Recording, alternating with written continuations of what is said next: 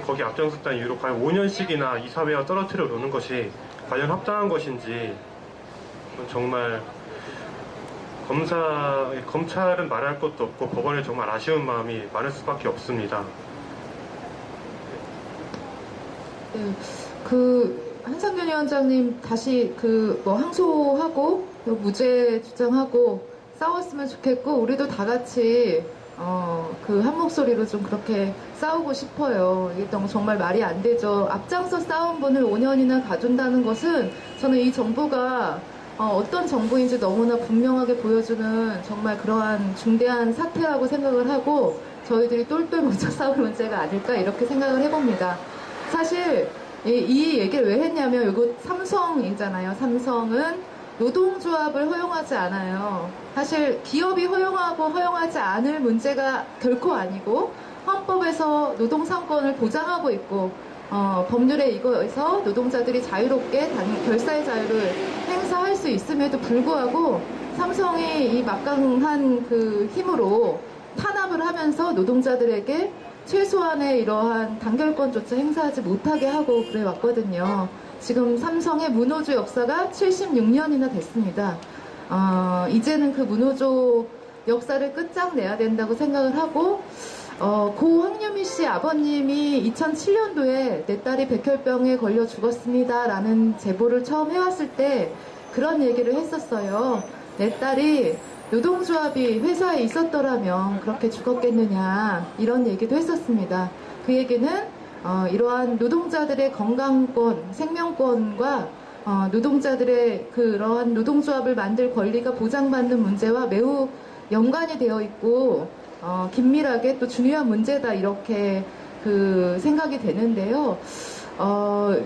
이 삼성의 문호조 경영 이게 왜 잘못됐는지 법적으로 물론 기본적인 거라 그런 것까지 얘기해야 되나 이런 생각이 들 수도 있겠지만 우리나라 법률에 어떻게 되어 있고 제가 조금 약간 아는 척을 했지만 좀 더 잘 설명을 해주고 이게 왜 잘못됐는지 삼성이 좀 정신 차리게 큰 얘기를 해주시면 좋을 것 같아요. 예, 제가 짧은 기간이나마 법률에서 일하면서 그리고 또 전에 언론노조에서 일하면서도 어떻게 보면 저는 그나마 이제 조직되어 있는 노동조합이 있는 노동자들을 만나게 되는데 노동조합의 역사가 길고 이런 노동조합도 그 과정에서 사용자로부터 많은 탄압이 있고 많은 어려움들을 겪는데 그렇지 않은 이제 노동자들은 더 할 거라고 생각을 하고요. 그래서 저도 쭉 경험을 하면서 대한민국이 정말 노동조합 하기 어려운 나라이구나. 그래서 우리나라 노동조합 조직률이 이제 10% 정도대밖에 안 되는 것으로 알고 있는데 그런 거에는 다 이유가 있구나 하는 생각을 할 때가 많아요. 근데 누구나가 상식적으로 알고 있고 사회자님이 얘기하신 것처럼 우리나라 헌법에는 근로자들에게 이제 노동 3권을 보장하고 있고 그 노동 3권이라고 함은 단결권과 단체 교섭권과 또 단체 행동권을 보장해서 자본주의 사회에서 이제 사용자와 근로자가 이제 대등하게 사실 힘을 가지고 있다고 보기 어렵고 앞서서도 저희가 여러 가지 한상균 위원장님 얘기도 하고 했었지만 11월 14일 민중 총궐기에 이제 주요한 원인이 됐던 그 노동법 개혁이라든가 이런 문제들에 대해서 노동자들의 목소리를 낼 만한 언론에서도 그 부분들을 다뤄주지 않고 그 부분들이 국회라든가 정부에서도 함께 토론하지 않고 이런 상태에 있었기 때문에 그 절박함 속에서 그게 이제 민중 총궐기로 구출될 수 없는 그런 우리 사회 구조가 있었다라고 이제 생각이 되는데요. 그래서 그런 헌법은 사용자와 근로자가 힘이 동일하지 않으니 근로자들을 뭉쳐서 너네들이 다 같이 뭉쳐서 숫자가 많으면 어느 순간 당신들이 공장을 멈출 수 있는 힘을 가지게 되면 사용자의 그런 부당한 요구나 강압적인 것으로부터 스스로를 보호할 수 있지 않겠냐라는 취지로 헌법의 단결권을 보장하고 있고 그래서 그 힘을 가지고 사용자와 교섭을 하고 그리고 또 핵심적으로는 이제 단체 행동권을 보장해서 흔히들 이제 얘기하시는 파업권을 보장하고 있고 그 파업권의 핵심이 그 사용자의 업무를 방해할 수 있는, 그래도 그것은 위법이 아니다라는 것이 이제 그거의 핵심적인 내용인데요. 사실은 우리나라 사용자들은 그 노동조합에 대해서는 정말 알레르기적 반응을 가지고 있는 것 같고, 노동조합이 생기면 하여튼 어떻게 해서든지 그 노동조합 해체하기 위하여 온갖 수단과 방법을 동원하고 있는 것이 지금의 현실인 것 같습니다. 네, 정신 차려야 되는 이 노동자들이 좀 더 긴장하고, 지금 갈수록 그 노동권이 후퇴되고 있다는 생각이 들어요. 제가 법률원, 그러니까 노동조합에서 그거에 이제 법률 활동을 할 때 2003년도에 시작을 했었는데, 그때보다 지금이 훨씬 더 안 좋다, 노조하기도 더 힘들다, 이런 생각이 좀 들거든요.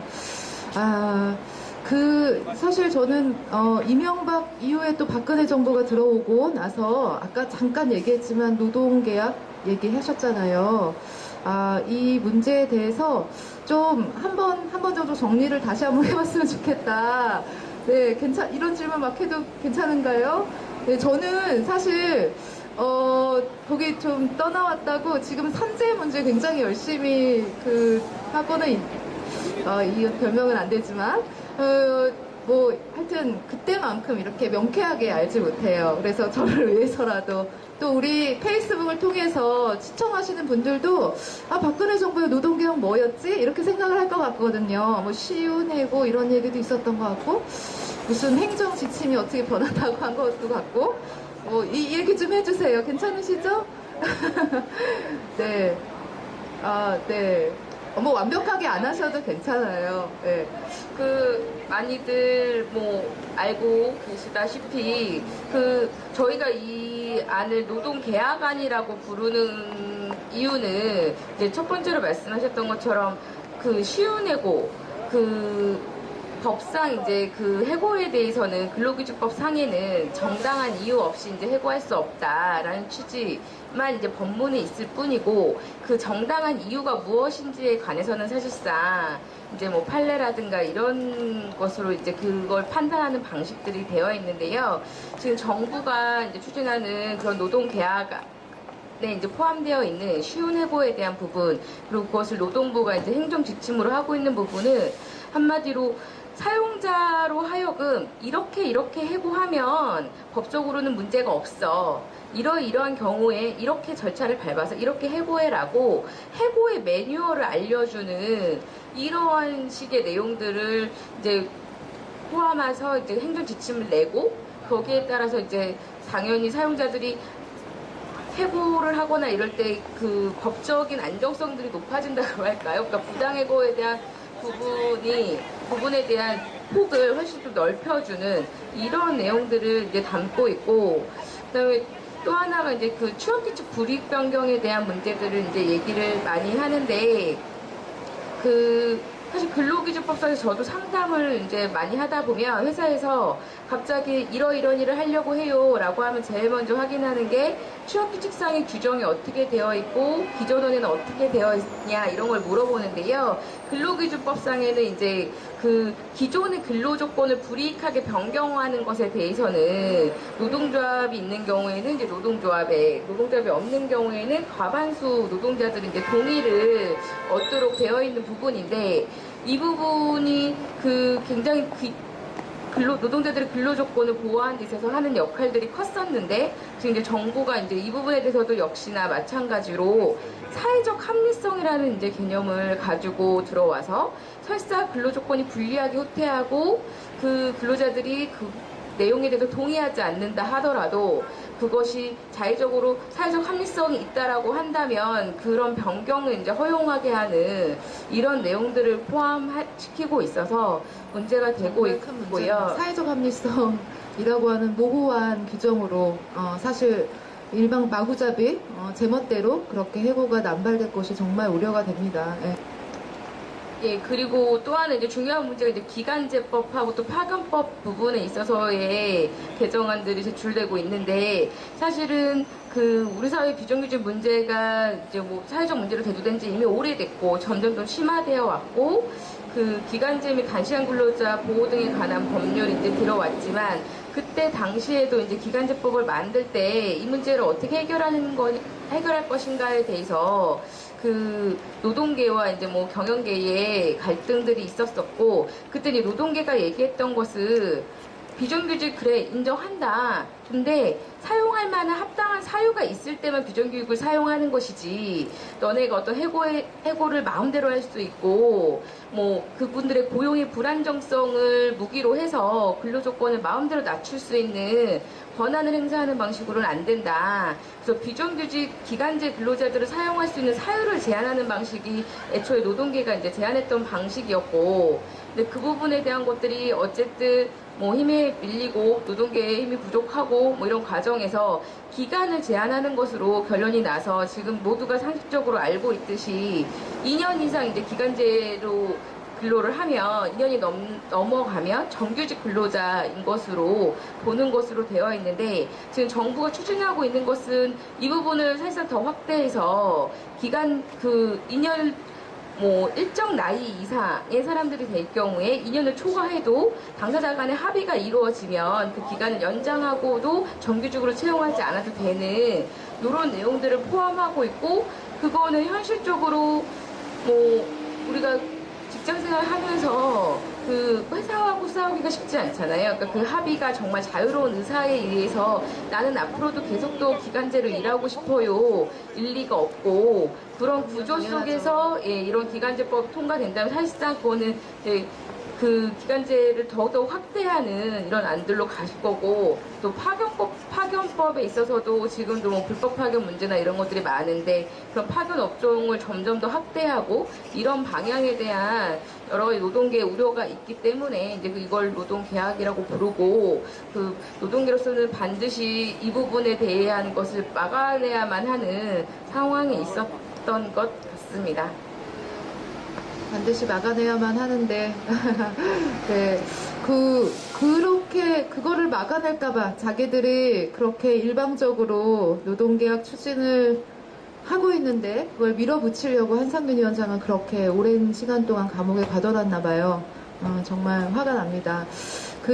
제가 정준영 변호사님한테 묻고 싶은 게 있어요. 뭐냐면 저희들 지금은 약간 이렇게 평화롭게 그래도 안착화돼서 이렇게 집회신고를 24시간 하고 매일같이 한 달씩 하고 또 연장하면서 이렇게 집회 중에 있는 건데요. 농성을 하고 있는 게 집회신고를 하고 있는 건데, 처음에 얘네들이 여기를 뭐 비닐도 못 덮게 하고 높이도 1m 이상 못하게 하고, 그리고 또 이게 어디서 달았는지 모르겠는데 감시 카메라가 2개 더 늘어났어요. 감시 카메라가 여기 CCTV라고 불리는 게 저기 보이시나요?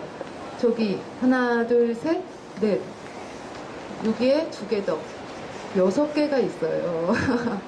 이렇게 막 전자감시, 어떻게 보면 뭐 감시를 하는지 안 하는지 모르겠지만 쟤네들은 저기 하나는 정통으로 여기를 좀 보고 있고, 이렇게 하는 것도 좀 문제가 있지 않을까 싶고요. 이거랑 저희들이 이렇게 저기 집회를 평화롭게 하고 싶은데 얘네들하고 가끔 실강의를 할 때가 있어요.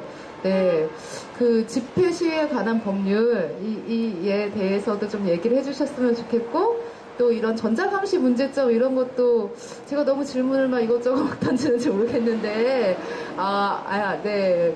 뭐 하시고 싶은 얘기 이 부분에 대해서 저희들이 여기에서 부딪히는 어쨌든 법률적인 문제들은 이런 게 좀 있지 않을까. 물론 지금 뭐 엄청나게 대치 중에 연행되고 이러한 상황은 아니지만 네, 요에 대해서도 한마디 좀 해주시면 우리가 안전하게 여기서 집회할 권리가 있습니다. 뭐 이런 예.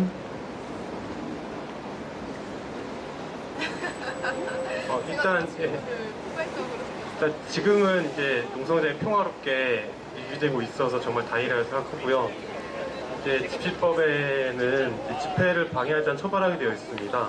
집회 방해는 뭐 폭행이 될 수도 있고 협박이 될 수도 있고, 그런 방식으로 집회라는 것은 이제 정말 사회적 약자, 소수자들이 정말 언론이라든지 이런 세상에 알릴 길이 없기 때문에 길거리로 나오는 것인데, 그런 것을 보호하기 위해서 집시법이 제정되어 있습니다. 물론 집시법이 현재로 운영되고 있는지 모르겠어요. 그래서 처벌 수단으로, 그러니까 집회를 하고자 하는 사회 약자들을 처벌하는 수단으로만 지금 되고 있고, 실제로 그 집회를 정말 보호하고 있는지는 정말 의문인데요. 하지만 그럼에도 집회 및 시위에 관한 법률에서 가장 무거운 이제 처벌 규정은 집회를 방해하는 것입니다. 때문에 적법하게 신고된 집회를 이제 뭐 삼성의 경비라든지 나와서 이렇게 이런 수단을 방해하는 것은 당연히 위법행위고요. 집회 방해를 할 땐 그러면 경찰에 신고하면 되나요? 예, 맞습니다. 예, 그리고 경찰이 집회를 방해하면은 그것은 더 무겁게 처벌됩니다. 예. 그런데 현실에서는 그러면 안 되는데 말이죠. 예, 현실에선 그러지 않은 것 같아요. 얼마 전에 여기서 가까운 양재동 현대자동차 앞에 유성기업 노동자들 싸울 때, 그러니까 신고된 집회 장소에 경찰들이 마구잡이로 들어와서 사람을 연행해가고 이런 일이 발생했었는데 문제 있는 거죠. 예, 그 기간에 그때 충돌이 많이 있었는데요. 근데 그 중에 경찰이 하는 얘기가 하나 그거였습니다. 현대차에서 집회 신고를 했다. 현대차 앞에 경비들이 서 있는데요. 경비들이 이제 플랜카드 두르고 노사화 들어놓고 그거를 집회다. 이 집회를 보호해야 된다면서 유성기업 노동자들, 얼마 전까지 같이 일하던 노동자가 징계와 고소와 민사소송으로 고통받던 동지가 자살해서 그 억울함을 풀고 진짜 진상을 밝히기 위해서 올라왔는데, 그 집회를 보호해야 될 것이지 현대차 경비들이 나와서 그 집회를 보호한다고 눈물을 흘리는 노동자들을 탄압하는 것이 과연 경찰로서 할 짓인지 정말 개탄할 수밖에 없는 상황입니다. 이 CCTV 문제 관련해서는 별로 이렇게 사건화되고 이러지는 않은가 봐요. 사실 그 아까 조금 전에 얘기했던 그 유성기업 한강호 열사도 그 유성기업 노동자도 안에서 일터 괴롭힘의 한 방법으로 이렇게 곳곳에서 심지어는 몰래카메라를 설치하고 감시한다고 하고 있고, 삼성이 지금 이제 우리 집회를 그 엿보기 위한 뭐 이런 것뿐만 아니라 사내에서 어떤 뭉치지 못하게 하는 수단으로서 이러한 CCTV 같은 전자감시가 활용되고 이러한 실정인데요. 네, 이것에 대해서는 어떤 뭐 법률이 따로 뭐 전자감시 그렇게 쓰여서는 안 된다라든지 아직 이것에 대해서는 조금 뭔가 많이 못 들어본 것 같아요. 이것에 대한 법적 보호 방안이 있다든지 이런 게 있나요? 네. 예, 간략하게 말씀드리면 개인정보보호법에서는 이제 사람을 식별할 수 있는 정보, 그러니까 예를 들면 주민등록번호는 뭐 대표적인 것이고요. 사람 얼굴도 이제 식별할 수 있는 정보잖아요. 그런 정보는 함부로 취합해서는 안 되고, 특히 회사 내에서라면은 그 카메라가 왜 설치되어 있고 무엇을 하기 위해서 설치한 것인지, 그 설치 사유도 제한적으로, 당연히 노동조합을 감시하기 위한 목적이라든지 그런 거는 당연히 안 되는 건 불법행위고요. 이제 회사의 뭐 기밀이라든지 뭐 보안시설이라든지 그런 것들을 보호하기 위한 목적으로만 사용될 수 있을 뿐입니다. 근데 CCTV가 그러니까 예. 목적이 되게 제한적이다. 예, 특정한 목적이 있어야 된다. 예. 예, 목적도 제한되어 있고 그런 목적으로 설치되어 있다는 것도 알려야 됩니다. 근데 네네. 수많은 이제 노동조합 탄압 사업장에서는 뭐 노동조합 사무실 안에 설치하는 경우라든지 아니면은 조합원을 징계하기 위해서 정말 벽을 쳐다보게 만들고 그걸 감시 카메라로 감시하고 잠시라도 일어나서 화장실을 가려고 하면 징계를 하고 그런 잘못된 방식들을 이제 감시 수단으로 사용하고 있습니다. 저희 이거 잠깐 에피소드로 얘기하면 2007년도 11월 20일 날 저희 반올림이 발족을 했어요. 기흥공장, 삼성 반도체 기흥공장 앞에서 그때는 반올림이란 이름이 아니라 삼성 반도체 집단 백혈병 진상규명 대책위원회라는 이름으로 이제 발족을 했는데, 발족식을 이렇게 플래카드 하나 보통 놓고 우리는 이러한 의미로서 이 대책위를 발족합니다라고 하는 기자회견을 했었는데요. 그때 기자들이 많이 오진 않았어요. 그 공장 앞에서 하는 그러한 거리적 이유도 있었지만 아무래도 삼성 문제고 하다 보니까 많이 취재를 안 왔었던 것 같은데 몇몇이 있었어요. 한 몇 명, 한 3, 4명 이렇게 있었는데 한 분이 되게 열심히 사진을 찍는 거예요. 근데 우리 같이 기자회견에 참여했었던 우리 활동가들 중에 좀 약간 감각이 좋으신 분이 이렇게 딱 물어보는 거예요. 혹시 어디 기자입니까? 이렇게 물어봤는데 이분이 뉴시스 기자다 이렇게 얘기를 했어요. 그런데 마침 옆에 뉴시스 기자가 와 있었던 거에서 아니 우리 기자 아닌데요? 이렇게 해버렸어요. 그래서 도대체 어디서 온 거냐. 신분증을 보여달라. 우리를 찍었으니. 그렇게 했더니 결국은 이 사람이 삼성 홍보과 직원이었고 나중에 경찰서 가서 메모리 카드 확인해 보니까 우리 기자회견 전 참가자 전부에 대한 얼굴 초상화를 앞 얼굴, 옆 얼굴, 뒤 얼굴 마치 범죄인 이렇게 찍듯이 그렇게 찍어 놓은 것들을 확인한 적이 있었거든요. 네, 이런 게 이거 문제 아닌가요? 그래서 저희들이 어떻게 했냐면 그 형사처벌 문제가 정확히 어떻게 되는지는 모르겠는데 그 당시에 초상권 침해다 해서 손해배상 청구했는데 저희가 졌어요. 이게 공중이 다 볼 수 있는 공개된 자리에서 한 것이다라는 이유로 그랬는데 사실 그렇게 삼성이 뒷구녕에서 우리들을 마치 범죄인 취급하면서 이런 식으로 해왔었던 일이 있다고 지금 변호사님들 앞에서 한번 고자질을 해봅니다. 네, 이것도 좀 문제가 있는 거죠. 이런 식으로 네.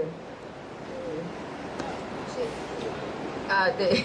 요즘 그 전자감시나 이런 것들에 대한 일들이 많이 있고, 그 회사의 또 뭐 인트라넷 이메일 같은 경우에 그 이메일에 대한 내용들을 이제 회사가 그 자기네 시설물이라는 이유로 이제 그런 걸 감시하다가 그 MBC 같은 경우에는 노동조의 그 부분이 이제 형사적으로 제기가 돼서 형사처벌을 최근에 받은 것으로 알고 있어요. 사용자 쪽이. 그래서 아마도 근데 사실은 이 전자감시 쪽에 대한 부분들이 법안도 새롭게 만들어지고 있고 규제 방식도 기존에 있는 법률로는 모두 규제하기 어려운 측면들이 있어서 저희 안에서도 이제 전자감시에 대한 부분이나 이런 것들에 대한 것도 이제 많이 공부하고 있는데 제도적으로 그런 부분들이 제기되지 않으면 고쳐지지 않을 것이기 때문에 저희도 이제 그 부분에 대한 고민들을 조금 더 많이 해야 될 것으로 생각합니다.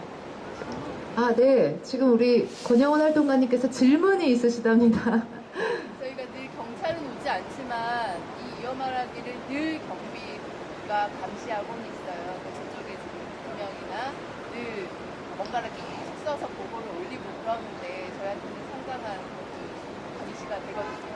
이건 어떻게 문제 제기를 할 수 없나요? 문제 아닐까요? 문제는 당연히 문제일 텐데 이것이 그런 문제일 것 같아요. 그러니까 예를 들면 말씀하셨던 초상권 침해라든가 이런 부분들이 기존의 법으로 하는 이제 기존의 이제 법률로다가는 그 구속요건 자체가 좀 잘 맞지 않게 되는 이런 문제가 있는데 그 말씀하신 것들처럼 우리의 집회식구를 내고 우리가 우리의 주장을 얘기하는 것 자체를 범죄로 여기면서 감시하고 보고하고 있는 이 행위에 대한 규제는 이제 필요할 것 같고 또 방식에 대한 부분도 고민이 필요한 것 같습니다. 네. 인권에 대한 부분일 수도 있는데요. 이것들이 조금 더 디테일하게 또 뭐 이런 법적으로도 제한을 좀 하면서 정말 진짜 그 일터 괴롭힘도 되게 어떻게 보면 일일이 세세하게 법적으로 이거 걸 수 없는 되게 많은 것들이 있잖아요. 그냥 단지 그 노조 탄압이라고 하는 부당노동행위 이거 하나로만 처벌되기에는 너무나 광범위한 사용자의 어떤 그런 사사건건 감시하거나 괴롭히는 것 이런 것들이 많고 그런 것 때문에 사실 우울증에 걸리고 심지어는 노동자들이 죽기까지 하는데 법률적으로도 좀 뭔가 이렇게 정비가 되고 사용자를 좀 규제하고 이렇게 해야 되지 않을까 하는 생각도 듭니다. 네, 또 질문이 있으신가요? 이게 아니라 마이크로 언급을 해줬으면 좋겠어요. 우리들의 감시에 대해서 문제다, 이건 침해다, 이건 법률적으로 문제가 생긴다거나 아니면 아직 없지만 좋다라고 저분들에게 지금 얘기가 됐으면 좋겠다는 거예요.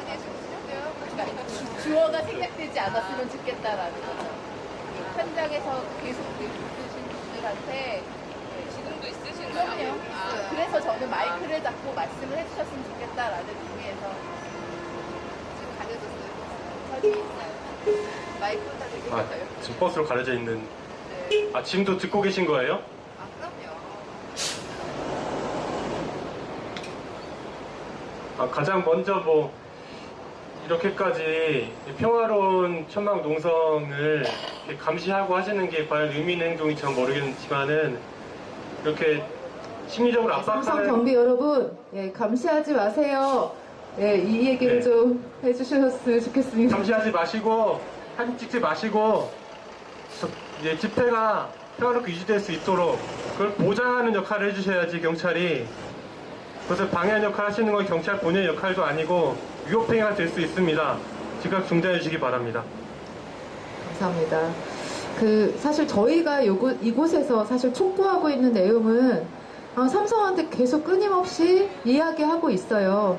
감시가 아니라 대화를 원한다. 약속했던 사회적 대화를 하라고 요구를 하고 있는데 사회적 대화가 아니라 저렇게 감시를 하고 있으니까 저희가 정말 아주 사실 매일같이 분노를 사귀고 있는데요. 지금 변호사님들 뒤 잠깐 보실래요? 우리 뒤에 조금 있다가 이어말하기 끝나고 이 꽃에 물을 줘야 됩니다. 이 꽃이 고무신의 하얀 고무실에 꽃이 심어져 있고 이게 76개거든요. 왜 76개인지 혹시 네.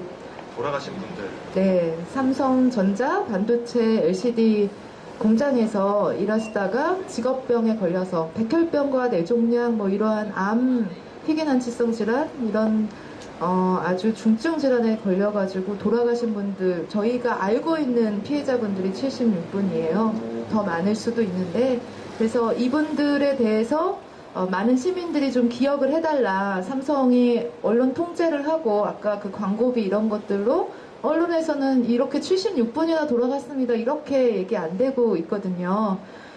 그래서 이 분들에 대한 기억을 해달라고 이렇게 꽃을 심어놓고 또 기리는 솥대를 이렇게 세워놓고 했습니다. 이곳 삼성전자 앞에서 매일같이 저희가 반도체 LCD 노동자들의 직업병 문제 삼성이 지금이라도 진심 어린 사과를 하고 공정하고 투명한 보상이 이루어져야 된다고 이렇게 촉구하고 있는 중이에요. 예, 그 부분에 대해서 삼성에게 좀 따끔한 한마디. 예, 그것이 꼭 법률적인 해석 이런 게 아니라 좀 정신 차릴 수 있도록 이 문제가 오늘이라도 해결될 수 있도록 좀 따끔하게 삼성 정신 차리는 한마디를 각자 해주셨으면 좋겠어요. 지금 삼성과 이제 백혈병 희생자분들과 이제 수많은 소송이 벌어지고 있는 걸로 알고 있습니다. 아시겠지만 법은 최소한에 불과합니다. 이제 무릇 대기업이라면은 법에서 밝혀진 최소한이 아니라 앞으로 다시 이런 사건이 벌어지지 않도록 할 수 있는 최대한의 조치를 취하는 것이 이제 대기업으로서 꼭 대기업이 아니더라도 하지만은 삼성은 항상 글로벌 기업이라고 대한민국 최고 기업이라고 자부하고 있다면은 그 자부하고 있는 이름에 맞게 최대한의 보상과 최대한의 재발 방지 대책을 할 수 있도록 성실하게 대화에 나서야 한다고 그렇게 생각합니다. 감사합니다. 우리 김세희 변호사님께서도 네, 더 예. 따끔하게 한마디 해주십시오. 그 법을 이야기하기 전에 아까 법이 최소한의 것이라고 이야기했는데 그 아주 상식적인 부분이라고 생각해요. 저희가 상담을 하다 보면 이제 해고 사건으로 오시는 분들도 많고 하시는데 그분들이 대부분 오셔가지고 하시는 얘기가 내가 당장에 생계가 막막해졌으니 내가 나의 생계를 보장받기 위해서 해고 싸움하고 싶다 이렇게 얘기하시는 분들 저는 아직 상담을 한 번도 못 본 것 같아요. 그분들이 진정으로 이제 항상 바라시는 것은 내가 내 청춘을 바쳐서 여기서 일했는데 어느 순간 나는 이유도 없이 이 회사에서 쫓겨나게 됐다. 그 이유를 나는 알고 싶다. 그리고 세상이 나는 이렇게 억울한데 세상이 나에게 억울하다고 하는지 아닌지 나는 그 결과를 좀 확인하고 싶다라는 말씀들을 많이 하시는데요.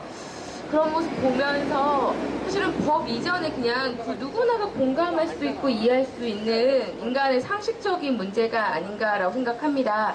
이게 어떤 법률적인 인과관계를 따지고 이런 것들을 이야기하기 전에 자기가 운영하고 있는 사업장에서 문제가 발생했다면 우리가 길을 걸어가다가 누구랑 어깨만 부딪혀도 사과를 하잖아요.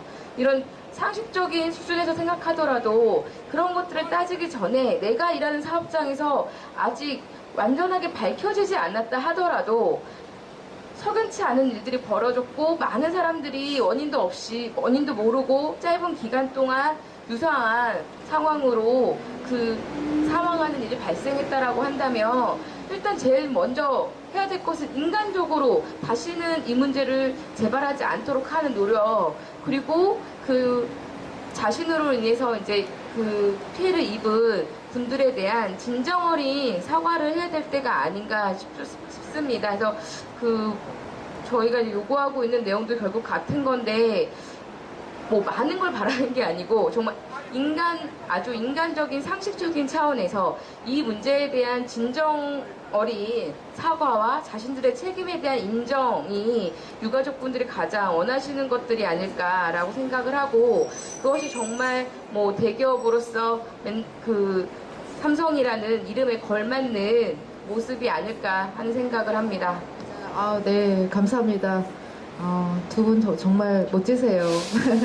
맨날 사실 노동자들 사건 이렇게 해결하느라고 동분서주하고 안 봐도 밤도 새고 또 식사할 시간도 막 없고 이렇게 바쁘실 거라고 생각이 드는데 이 자리까지 오셨어요.